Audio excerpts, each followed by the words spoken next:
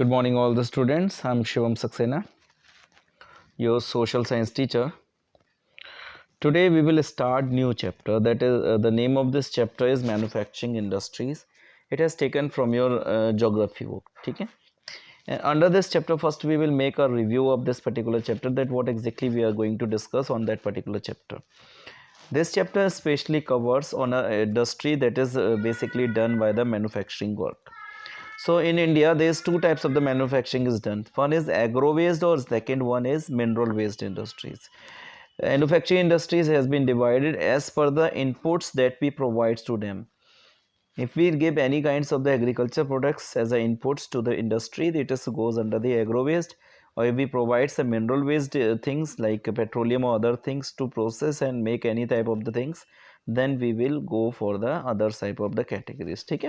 So in the whole chapters we will completely discuss about key how we manage and what are kinds of the industry, what is the work of the industry, what are the demands of the industry, which kinds of the location is required to make any kinds of the industry, and what are the sub industries, small scale industries, large scale industries, and other things. That all we will discuss about. Okay, so let's start now.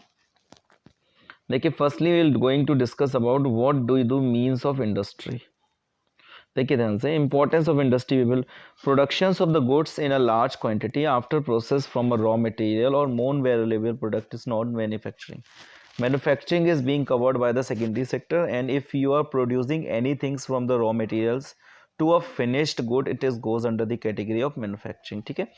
Do you know that the paper is manufactured from the wood, sugar is from sugarcane, iron is from iron and steel from the iron ore, and aluminium from the bauxite. ठीक है. Do you know that some types of the clothes are manufactured from yarn, which itself is an industry production. ठीक है. People employed in the secondary activity manufacturing and primary materials into finished goods. ठीक है. यानी जो secondary activities में जो लोग होते हैं उनको manufacturing industries में working level बोला जाता है और वो finished goods generally बनाते हैं. People employed in us, okay, the workers employed in a steel factory, car, breweries, textile industries, bakeries, etc. Fall in this category. यानी कि ऐसे जो भी वर्कर्स हैं जो कि जैसे किसी भी टाइप की मैन्युफैक्चरिंग का काम करते हैं, जैसे शुगर केन की फैक्ट्री में कोई काम कर रहा है, शुगर का प्रोडक्शन कर रहा है, तो वो मैन्युफैक्चरिंग इंडस्ट्री है. ऐसे एग्जांपल के लिए कॉटन मिल है, कॉटन इंडस्ट्रीज में कोई काम कर रहा है जो कॉटन बनाने का काम कर रही है. ठीक है. Some people are employed in providing the services. In this chapter, we will mainly concerned with the manufacturing industry, which fall in the secondary sector. ठीक है. यानी जो secondary sector की मेनली एक्टिविटीज़ है वो, क्योंकि इससे पहले चैप्टर जो हमने डिस्कस किया था एग्रीकल्चर, वो पूरा का पूरा प्राइमरी सेक्टर में जाएगा और ये कम्प्लीटली जाएगा सेकेंडरी सेक्टर में. ठीक है. The economic strength of the country is measured by the development of the manufacturing industry. Obviously, यानी जितना भी manufacturing industries developed होगी उसकी उतनी ज़्यादा economic value होगी. ठीक है.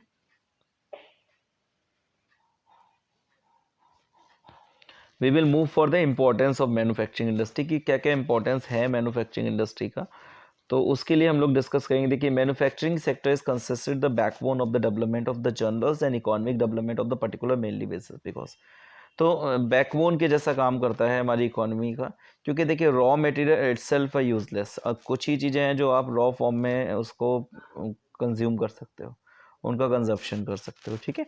जबकि ज़्यादातर चीज़ें रॉ फॉर्म में हम लोग कंज्यूम नहीं कर सकते. आप खुद सोचिए शुगर केन कितने खा सकते हो, but you can eat a lot of sugar. तो अगर कोई एक शुगर मेकिंग इंडस्ट्री ही नहीं है तो आप शुगर कहाँ से यूज़ करोगे. ठीक है.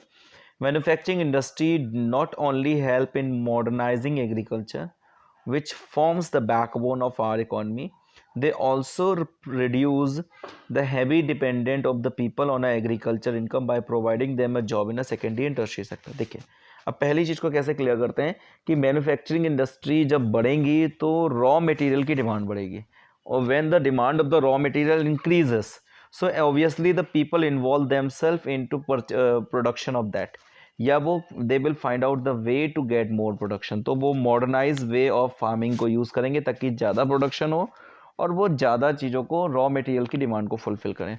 ठीक है, तो पहला बेनिफिट तो ये है। दूसरा ये है कि जब एक इंडस्ट्री या एक फैक्ट्री लग जाती है किसी भी एरियाज़ में, तो उस एरिया में बहुत से फैक्ट्री में वर्कर्स की ज़रूरत पड़ती है। तो apart from a agriculture pressures the person can also work in a industry and that provide the work under the secondary sector और अ टर्शियरी सेक्टर। ठीक है, नेक्स्ट है industrial development is a preconditions for reductions of unemployment and poverty from our country. This was the mainly a philosophy behind the public sector industries and joint sector ventures in India. It was also aimed at bringing down religious regional disparities by establishing industry in tribal and backward areas. ठीक है, तो देखिए eradicated जो होता है आपका, उसमें किसी भी केसेस में जो अनएम्प्लॉयमेंट है या पावर्टी है उसको इंडस्ट्रीज ख़त्म करती हैं। तो उनका मेन फिलॉसफी यही होती है इंडस्ट्री लगाने की, लोगों को ज़्यादा से ज़्यादा नौकरी मिले और ज़्यादा से ज़्यादा एरियाज़ के लोग जो हैं वो इसमें एम्प्लॉयमेंट हो। तो जैसे ट्राइबल एरियाज़ जहाँ पे लोगों के पास जॉब नहीं है वहाँ पर इंडस्ट्रीज़ लगाई जाती हैं, आउटर एरियाज़ में इंडस्ट्री लगाई जाती हैं। ठीक है, दूसरा क्या, export of the manufacturing goods expand trades and commerce and brings much needed foreign exchange. ठीक है, अब जितना भी अब जो बन रहा है वो बिकेगा तो है, तो जो एक्सपोर्ट होगा वो इंडिया की ट्रेड को भी बढ़ाएगा, और जब वो ट्रेड को बढ़ाएगा तो इंडिया में फॉरेन एक्सचेंज भी डेवलप होगा, यानी सेलिंग और परचेजिंग भी बढ़ेगा। नेक्स्ट है countries that transfer their raw material into a wide variety of finished good of higher value are prosperous. ऐसी कंट्रीज जो रॉ मटेरियल्स को ट्रांसफ़र करके फिनिश गुड बनाती हैं वो हायर वैल्यू में है, क्योंकि वो खुद ही उन चीज़ों को बना के और उन चीज़ को मार्केट में बेचने की सक्षम है, if they have a technology to do this kinds of thing. ठीक है, तो these all are the benefits of the manufacturing sectors. तो अब हम डिस्कस करेंगे contributions of the industry of the national economy. तो basic few facts has been given कि जो आपकी सेकेंडरी सेक्टर है उसके कौन कौन से कॉन्ट्रीब्यूशन है। ठीक है, तो इस टॉपिक को we will discuss in the next video. Thank you.